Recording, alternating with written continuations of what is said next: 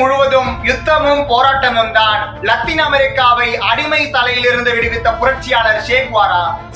ஒரு தனி மனிதர் அல்ல, ஒரு மாபெரும் நிலப்பரப்பின் சக்தி அவர்.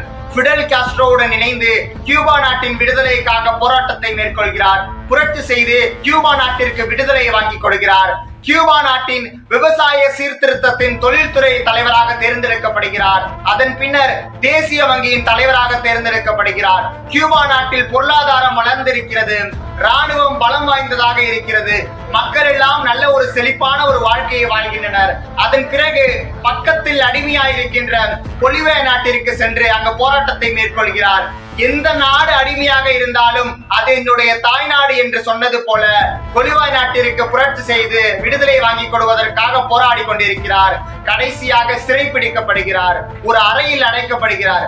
எந்த இடம் இது என்று கேட்ட பொழுது அதற்கு ஒரு ஆசிரியர் கூறுகிறார், இது ஒரு பள்ளிக்கூடம் என்று. சேகுவாரா அந்த ஆசிரியரை பார்த்து கூறுகிறார், நிச்சயமாக நான் விடுதலை அடைந்தால், இந்த புரட்சி வெற்றி பெற்று விட்டால் நான் ஒரு நல்ல பள்ளிக்கூடத்தை கற்றுக் கொடுப்பேன் என்று சொல்கிறார். அதன் பிறகு அடுத்த நாள் அவரை சுடுவதற்கு துப்பாக்கியோடு வந்து நெருங்கின்ற பொழுது, நீ சரியாக குறிவை, நீ சேகுவாராக நினைத்தால் என்னை சுட முடியாது, சாதாரண ஒரு மனிதனாக நினைத்து என்னை என்று சுடு என்று சொன்னவர்.